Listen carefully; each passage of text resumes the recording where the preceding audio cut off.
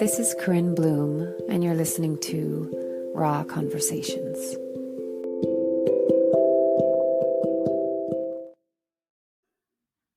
How are y'all doing?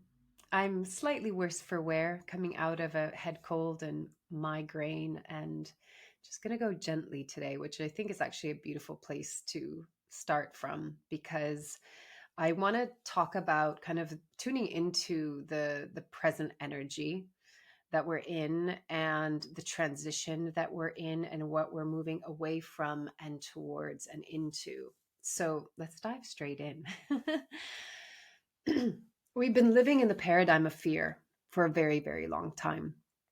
And I think the most beautiful description that I've heard about fear itself is fear is the absence of love.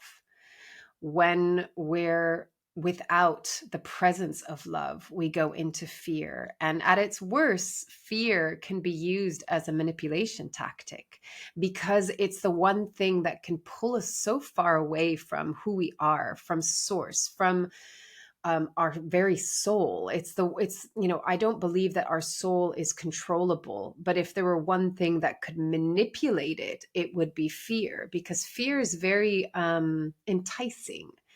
If we don't stay in our conscious awareness and grounded and really like in alignment with, and I don't want to say attached to or holding on to because of the connotations that they have, but like if we're not embodied in our soul and human self, in our sovereignty, in our authenticity, in our integrity, in our truth, in the very nature of who we are, which is love, it's really easy to get pulled off center, so to speak. And what I mean by center is that kind of truth point of who you truly are. And fear, like I said, is very enticing, and it can tailspin, it can snowball into something else very, very, very, very quickly.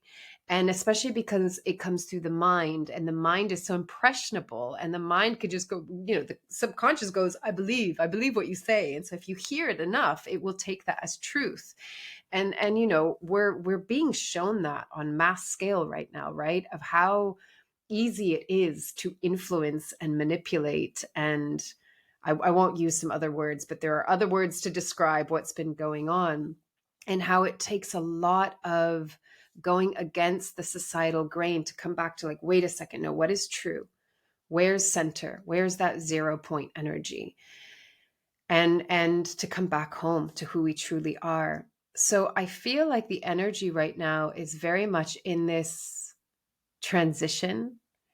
There's something that feels actually quite still about it. And yet what I think a lot of people are experiencing, and I'll include myself in this, of course, is it's unrelenting. Both the collective and the personal, the micro and the macro, are experiencing just almost this like too muchness. And even if you're not paying attention to the news, like I don't watch the news, I don't listen to the news. Even if you are not being bombarded by that every single day, or even if you're off social media, and so therefore you're not being bombarded by the hundreds, if not thousands of other people's thoughts, you can still feel it because we're all connected and we're all one. And as the veil thins, we can feel into that more. So there is a collective overwhelm as it is, right? With everything that is going on. And it doesn't matter which way you look at it. You could look at it politically, you could look at it energetically, you could look at it cosmologically, astrologically, all of these different angles and views in. They're all overwhelmed right now. There is just this like too muchness going on. And then on people's personal lives in the micro, there's not a single person that I know right now that isn't experiencing some kind of like, oh my God, this is unrelenting. It's unrelenting. And I can only speak for myself, but what I feel like, if everything has an opportunity or an invitation or a gift or a teaching or a lesson, I tend to look at life like this because I believe that we've come here to grow. And these are the questions or the perspectives through which we get to grow, right? Instead of becoming the victim and this is happening to me, it's like, how is this happening for me? And I just on a side note, that is such a useful thing to say. Like today, I found myself stuck behind 2 or 3 cars that were going so slow on my morning commute. And I just said, this is happening for me, not to me. This is happening for me. And it's like, oh, your whole nervous system gets to just relax. So that's actually a beautiful intention to have, which puts us into greater flow, which takes us out of fear and working against and fighting against and resisting against, and coming into a flow of life where we are held and we are taken care of and we are guided. So that's just a bit of a side note. But to try and come back to the point that I was making, this kind of unrelenting nature, what I feel like it's given me is like the external has become so loud that it's forced me to go in. And I found, even this last weekend, my daughter was sick last week. Then the moment she got better and I could finally take her to school, I started to feel unwell. And, I was in great discomfort, just like having to still drive and work, see clients, take care of my daughter, do the food shopping, doing the cooking. By the weekend, I was absolutely spent. I felt awful, like awful, awful on Saturday. And then, my cold got better, but the migraine came in and my cycle came on. But the difference this time is that I really truly felt like I was being held in a state of grace, like that I was so connected and held by the divine that, as what happened, whatever, 2-3 weeks ago, that profoundly shifted things for me, when I had that week of 3 meltdowns. And by the third one, I was like on my knees and crying. But I said, okay, God, this time I'm not letting you go. I'm holding on to you. And that has profoundly shifted things for me, profoundly. I have always had a very volatile relationship with sorry, I'm just checking my microphone, with the universe. And I think this is why I also said, like, no, I need to like go beyond the universe. The universe is actually too small for the kind of conversation that I want to have right now. Not to put the universe down, but it was like, no, I need to go straight to source. And in doing so, I've never felt so held in my life. And so normally my story would be that when I'm unwell and it's just like one thing is being piled on top of the other, and it does feel unrelenting and relentless and too much. Normally I go into, and then I feel alone and screw everything and I can't do it anymore and I don't have the strength. And, we can even go into why is this happening, which is never really that good of a question to ask because it is happening, right? And the why is it happening to me just puts us into victimhood and victim role. But this time I felt really crappy, and yet I felt just this warmth and this peace inside of me because I knew without a shadow of a doubt, with absolute faith and tangibility, like it was tangibly felt for me, of I'm not alone and I'm being held and I'm so loved. And words can't even describe it because it's such a beautiful, not just sensation, but state of being. And so I think when we can connect to this source, and when I say this, and I interchange the name, source, God, creator, universe, existence, consciousness, love. I'm not coming from a biblical sense. I don't personally resonate with religion, but I absolutely believe in divine source, God, creation. And I said this to a client: if you doubt, ask for this presence to prove itself and to show itself, because that's what I did 3 weeks ago. I was in a place where I was like, screw you. If you exist, prove it. And within an hour it was proven. So the response is very quick right now, is what I'm finding. But I think when we can intrinsically feel and know that we are being held by something greater than us, this is part of the movement out of fear and into love, which is our natural state of being. And so if we look at it as fear is the absence of love, when you release fear, all there is love. and we are being held in the heart of love. And it's so beautiful. It's so exquisite. And I know with every fiber of my being, this is what we're moving towards. This is what this ascension, awakening, remembering is all about, is it's coming out of the illusion of fear. And it is an illusion. You know, it's false, it's fake, it's artificial, it's manipulated, it's not who you are, and it's not what God is. And the thing is that, you know, having been in what you could call the inversion, the matrix some people use, it's very clever, right? And so there is a God and there is a universe and there are things like karma. But if you pay attention, all of it comes with an edge of, oh, be careful, because if you do bad, God, you know, is some wrathful man in the clouds that's going to come and punish you. Or, you know, from a spiritual perspective, new age perspective, if you do something bad, karma is going to come around and nip you in the butt, you know? And I fundamentally disagree with both of them. Why? Because God doesn't punish. Source doesn't punish. We are here to learn and to grow. And so there may be lessons that are not easy to move through, but it's not karma that comes in and, oh, you did something bad in the past life, you know, and so you're going to be punished in this lifetime. No, no, no, no. What did your soul choose to learn? How does it want to grow?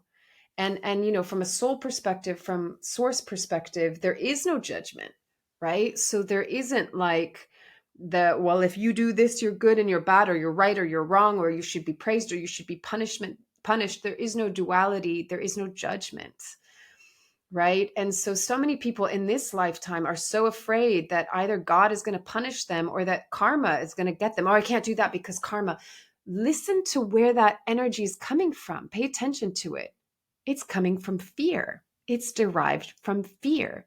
Fear is the absence of love. And if it's absent of love, it is not coming from God's source creation. It is coming from the inversion. It is coming from manipulation.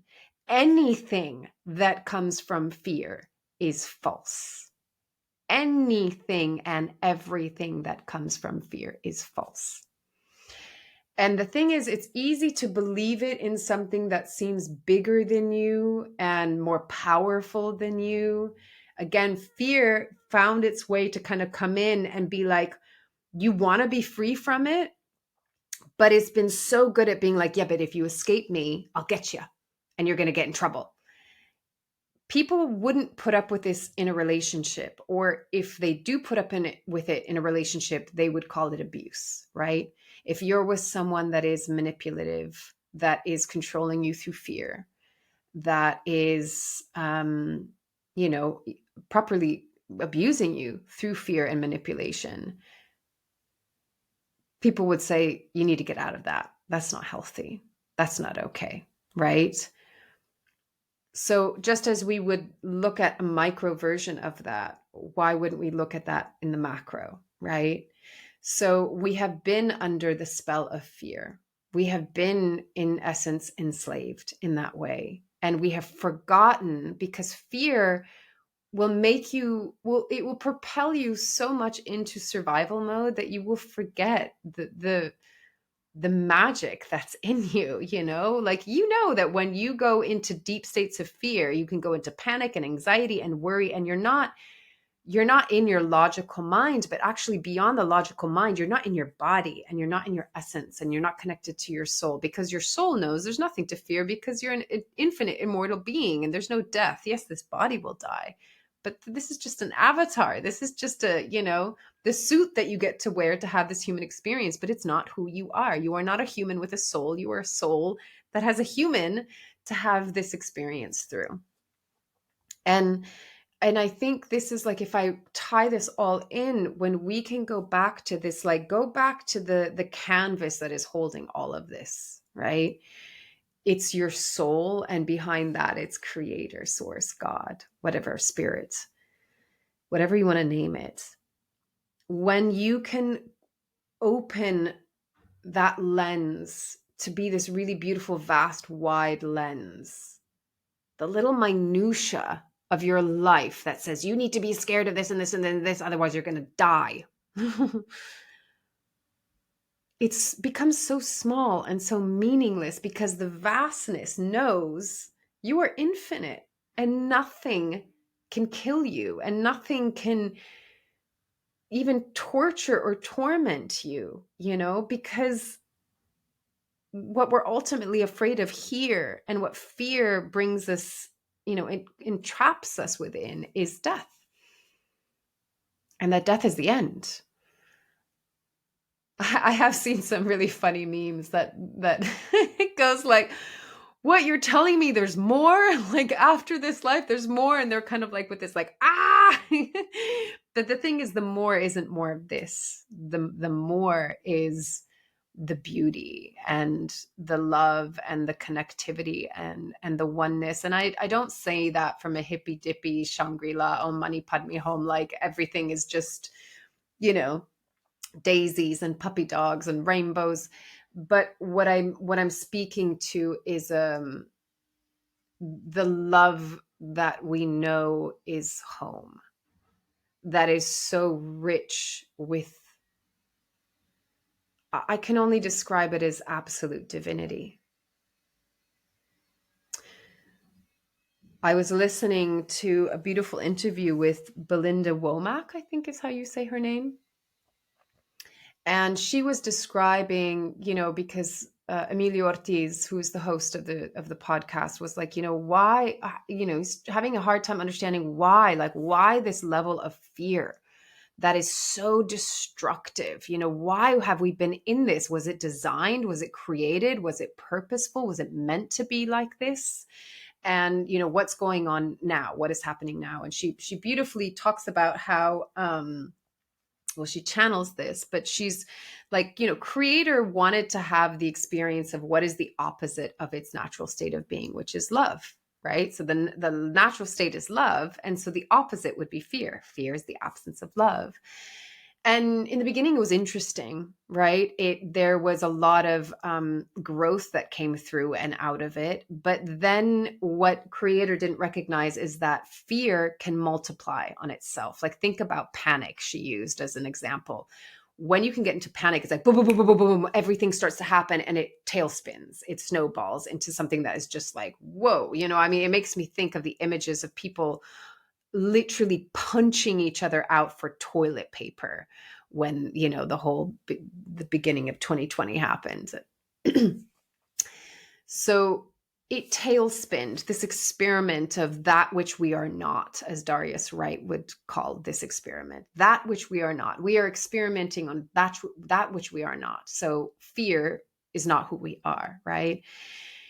It has tailspun into something else, and what she so beautifully channeled was creator kind of heard the call of each soul that is in this human experience saying, I'm not learning from this anymore. And for me, this was such food for my soul because I've been in this reflection for years now, and especially this last year of like, I'm bored of this game. This we're not evolving anymore. This is just the same shit on repeat and nothing is changing and it's not benefiting us. And I didn't come down here for this. I also didn't come down just to be in hell. I came down to change it. I came down to be, as she described it, as the bridge into what I would say is walking back home, walking back into our natural state of being and creating an entirely different earth and what we're really meant to be in. And there's still growth that's possible in that state. I remember Richard Rudd talking about how we've been in this paradigm for a long time, and there has absolutely been growth through suffering, through the challenge, through the point of tension, through the duality. And it's enough now. We've learned all that we can learn. I mean, even in a personal level, I was like, you know what, the last couple of years, I was like, I've learned enough through suffering and struggle and surrendering to it and and it's brought me into the depths of my soul and the dark night of the soul. And I've gone into, the deepest, darkest places, and it's made me who I am. And I'm grateful for it. And that's as far as I can go with it. And so if we want to continue to evolve, we need to do it in a different way. And so what Richard Rudd was talking about is that we can also equally evolve through bliss. And people need to know this, because somebody had actually commented of like, around how, but yeah, but we need the challenge and the suffering for growth. We did. Yes, we did. And now we've outgrown that.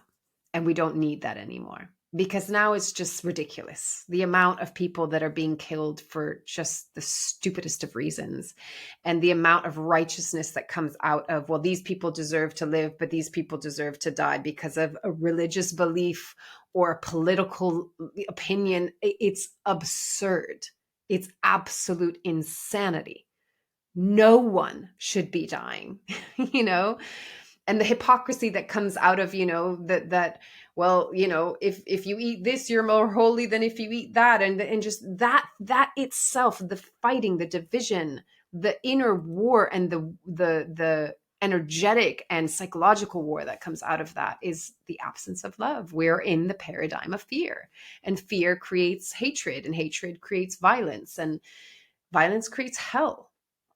And I think a lot of people are kind of entrapped within a kind of hell, because they can't find the way out of fear. Fear has gripped them in. It's so enticing. And when it comes into your physicality and you literally fear everything, one of the biggest how I said in the beginning that it's like we've been so removed from source. And when we get removed from source, it's easier to go into fear, because we feel like we're alone. That's how I felt. It didn't put me into fear. It put me into, like, I had to be this crazy lone warrior, that it's like I'm on my own and it's so hard, and I feel abandoned by God, and it's like, screw you kind of thing. But for some, it can bring us into fear. And so the disconnect from source has been done so sneakily and slyly. And one thing that creates such a portal and an access to our divinity and to the divine is nature. And I remember Zach Bush stating this, and he's like, go read the definition of nature in the dictionary, and it will say that which is not man. That which is not man and which is not man-made. That was the biggest severing from who we truly are, because we are nature, because nature is God. Nature is the divine. Earth is the divine. We are the divine. This was the beginning of the separation and of the duality, and that we're disconnected, and from being pulled away from home and being pulled away from love. And so fear can come in, and then it multiplies, and it's rampant, like a disease, like a virus, like a vermin, like a parasite, whatever you want to call it, right? So we're having to detox all of this crap. We're having to detox the fear. And it's my personal belief that it's not about like, it sounds funny, but it's not about vilifying the fear and being like, ew, get out, I reject you. And da, da, da. It's like, no, the alchemist is love. We need to transmute it. We don't need to get rid of it. And by transmuting it, it's like what I spoke about last week. Like, can I love this too? Whatever arises in you, and the work is going to be done on the inside, right? You want to change the world, it's happening on the inside. Like, of course, there are things and actions that you can take on the outside, but the real work, if you want to change the world and you're like, what can I do? I'm just one person. You change your inner world. Because also we've been again thwarted. Not that it's not interesting to explore the outer world and the universe, but it's like the babysitter that's like, look over here, ooh, distraction, look at how like beautiful and crazy and wow this is. And then the parents walk out the door and poof, like distraction to slide one thing out and slide another thing in, right? And it's dishonest. It's dishonest, because there's nothing wrong with saying, okay, look over here, but let's also be honest with what's back over here, and so that we can explore the outer world and the inner world. But everything in our society has been like, go out, out, out, out. Everything is outside of you. Everything is outside of you. It's like, no. Everything is inside of you. You want to ascend. You want to go into a different dimension. You want to go into a different frequency. It's all inside of you. And, I've been hearing in my morning meditation for a while now, this voice, this telepathic voice that's like, you're so close.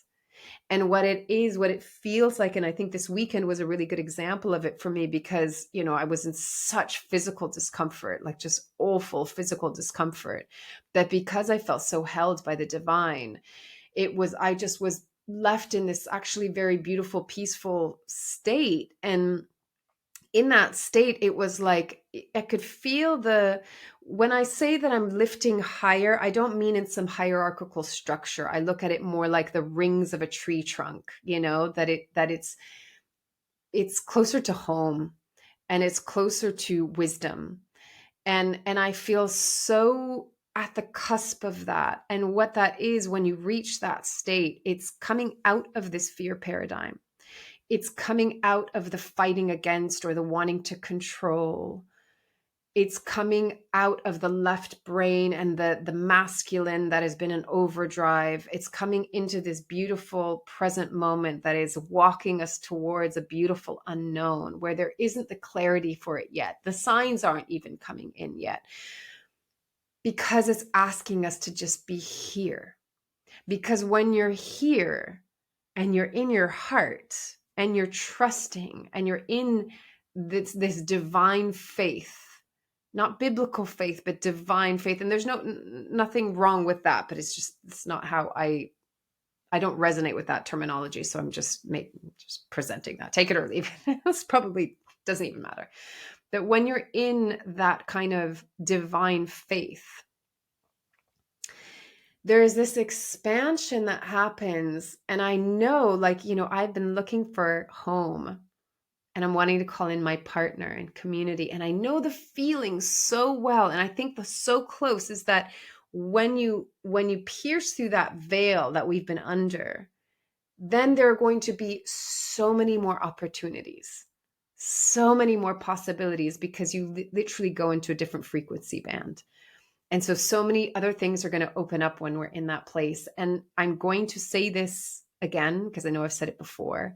It isn't by bypassing your humanity, it's by going into it and through it that we quote unquote ascend, right? The ascension for me is more of like an expansion, and it's an expansion into that beautiful vast canvas that is the backdrop for everything, for this entire experience beyond even just our human experience, but the whole kind of cosmic experiment that's going on right now. So for me, it's like expanding into the outer rings, and we are having to pierce the veil, and right now the veil is very mental, it's very psychological. And so this is why we have to really actively choose to not choose fear, but to choose love. Because I want you to ask yourself, how has it served you to choose fear in the past? Has it served you to go into anxiety and worry? It didn't serve me. It stressed me out, and that was my lesson last year. It's like, okay, you don't need to. I was thwarted into so much anxiety and fear because sometimes I wouldn't know where I'd be living in like 3 nights time, and I have a child, and so that really got my first chakra, like survival instinct, going. But when I learned to be like, okay, I don't know, and I can be safe in the not knowing, I don't have to go into fear and anxiety. I can just have epic trust and faith. That's always the moment where things would open up. And so I've really learned to trust that now. I've really learned to trust that even if maybe the fear comes in, I have a choice point. I have a choice in that moment. Do I want to run with the fear, or do I want to sit here in my being, in my body, in my heart, connected to source, connected to my higher self, and know that I am safe, know that I'm being held, know that I'm being guided, know that life is happening for me, not to me or against me. And that's like, being behind these slow cars today. Okay, it's happening for me, not to me. And it just alleviates, it's a relief. It takes away the stress and the fighting and the controlling and the wanting to know and the needing to know and the controlling that just makes us so fatigued. And the thing is, we're already fatigued right now. Our adrenals are shot. We're exhausted. The last 5 years have been unrelenting. There's that word again. And yet I can feel my peace when it's like, no, just sit and know that I'm held. And again, I can't tell you how amazing that feels, like how soothing that feels. And it feels so much more real than anything I've ever experienced before. People that have had near-death experiences or that can cross to the other side will always say that side is so much more real. This is the dream, right? So I experience that even though I'm not crossing to the other side. I experience that when I can really land within myself and let go of fear, when I'm not in the construct of fear. Everything heightens, and it's a far more real sense of reality because we're getting closer to truth. We're getting closer to source and home. Remember, fear is the illusion. The matrix is the illusion. The inversion is the illusion. Anything and everything that comes from fear is the illusion. It's not real. And the way that we change it or face it is by facing it. You don't scare me. You're an illusion. And you go, oh, Corinne, but I'm dealing with stuff that's really real. Like this is real and it's affecting my reality. Yes, but your perception changes reality. So if you perceive it differently, your reality will change. If you're no longer driven by the fear, manipulated by the fear, controlled by the fear, it will all look different. Might still be a challenge you have to get through, but you'll face it in such a different manner. You will perceive it and view it in such a different manner, and you will have different solutions that you couldn't see before when you were in fear. But that all of a sudden you'll be like, oh, this is what's possible.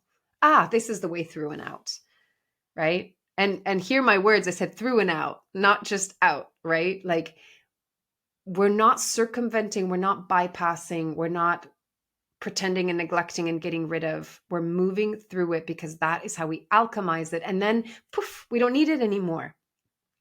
Suppression is, I don't want to deal with this. And so I'm just going to pretend it's not there. And then it's always there. It's just underneath. And then that drives your behavior more and more as the years pass, right? Moving through it is like, I'm working with it. I'm facing it. I'm facing the beast and looking at it in the eyes and go, oh, you're just scared. You just forgot love. You forgot who you are. But by you remembering who you are, you melt it because love will always be the greater source, the greater power, right? If fear doesn't have a chance, it doesn't have a chance. And again, it's not to vilify it, but it's just to say, oh, you're scared. That's all you are. You're scared. You've forgotten home. You've lost your way from home. You've forgotten that you are love and that you are source and that you are God and that you are creation and that you are one and that you're not alone. Excuse me. That's what we're moving towards. It's that feeling that you are always and forever held. You are never alone. And just tuning into it right now, it's just so beautiful, and this is coming from someone that, even though I'm deeply spiritual, very much with my feet on the ground, I don't have my heads in the cloud. I can be very practical, but I've always deeply been spiritual since forever, since when I can remember. But I've had a very volatile relationship with the universe, with God, with source. And I think it's the first time in my life where I'm like, oh, I got it now. I got it. And this time I am not letting go. And it's not a holding on that creates dependency. It's like putting on your true skin. You're like, oh, right. Yes. Okay. This is really who I am. Because when you hear people say you are God, so many people, oh, yeah, I'm God, and they're like, bullshit. I don't have any power over anything. I can't create anything because we're still in the paradigm of fear, So, sorry, my throat. Like I told you, I'm not 100% over it. So give me a moment. So the invitation today, be very mindful in the most loving, gentle of ways. Are you choosing fear or are you choosing love? And do you feel held by life? Because if you don't, that's a really important place to begin, because I didn't always feel held by life. I've spent a lot of time angry because I feel like I was dropped and abandoned. And somehow through this experience, it's like sometimes we're really forced into it. It's loving. It's a loving force, but sometimes it's like sometimes it does have to get so bad that we really surrender, that we really go, okay, I can't control this. But then there's a choice point in that. I can either go, okay, I can't control this, and I go into apathy and like just despair and just, maybe you have to go through that. I went through that too. But at some point, and I was reading this, actually, I'm reading a sample of A Course in Miracles. I was just curious. It's actually very different than what I thought it was going to be. But at some point, there's a part of us that we reach this point that we go, there has to be a better way. There has to be something better than this. And it's that even tiny little thread that invites us to make a different choice. So for me, it was like, okay, God, this time I'm not going to let go of you. This time I'm going to hold on. That was a different choice point for me. It was a choice point, and I made a different choice. Instead of me disconnecting, I held on. And it profoundly changed my life. And for you, it might be different. That's okay. We all might have our own version and our own pathway to get there, but discover what that is for you. Notice the ways in which you disconnect yourself from home, from yourself, from your faith, whatever that means to you, from true connection to divine source. Because I believe even those of us that believe the least, I still think there is some inkling, little tiny little millimeter of curiosity that goes, there must be more. There must be something more than just this. There must be another way. Like, it can't just stay like this. The only constant in life is change. So it can't just be this, right? And then there has to be the curiosity and the willingness to go explore. And the willingness to stretch your mind, because fear has kept your mind very small and very rigid and very limited. It does not want you to explore and be curious, because if you explore and be curious, you will remember who you are and you'll be like, wow, I'm amazing. And then fear can't touch you anymore, and then they can't control you anymore. But consciousness, source, God, creator has gone like, okay, we've learned enough from this. There's no more growth. It's heard our cry, as Belinda beautifully said. And so now we're moving out of that. And how quick or slow we get there, not that it's a race or a competition, depends on our willingness to let go of the old paradigm, even if that means, you know what, you're going to let go of the reality that you've known up until this point. And it might be scary. But if you can trust that you are being guided into a beautiful unknown, and that beautiful unknown is a portal and a doorway into just like heaven on earth, really. I don't say that lightly. I'm not some frou-frou fluffy kind of person, right? But I'm feeling it. I'm actually tangibly, palpably feeling it. And I know it to be true. Before it was like, yeah, that's a nice idea. But I don't know. Sometimes like this 5D shit really gets on my nerves. But when you feel, without any label, when you feel the energy that we have access to, you would never want to go back. You would never want to go back to what we've been in. You would never choose fear, because fear is a kind of hell and it's keeping us imprisoned. We want liberation. If you want liberation, stop choosing fear. And it will take courage, but that's why we have a heart. Cœur, it comes from courage. And we will be guided. The support is all around us, especially when I do soul readings, I see it. I see it, I feel it, I hear it. It's there, and it's there for each and every one of us. No one gets left behind. Some just might take longer because they might be a bit too stubborn and are like, no, I'm holding on to what I know. Okay, fair enough. Might not happen in this lifetime, but I hope for all of us that it does, because we all deserve beauty, and we all deserve love, and we all deserve to be held, and to remember that we're good enough, and not just that we're good enough, that we're remarkable and that we're special. and to turn all the inversion and make it right side up again, and to return home to source and to beauty and to love and to what we're really here for. And then we can create beautiful things. We can still learn and grow and expand, but it'll be through beauty and connection and collaboration and community and working with nature and with animals, and it'll be divine. So the timing is up to us. And the timing will be dependent on how much we still want to continue to be in fear and how much we're willing to take the leap of faith into the beautiful unknown and choose love. So there it is. Something to ponder upon. As always, take it or leave it as feels right for you, and loving you from afar. Bye.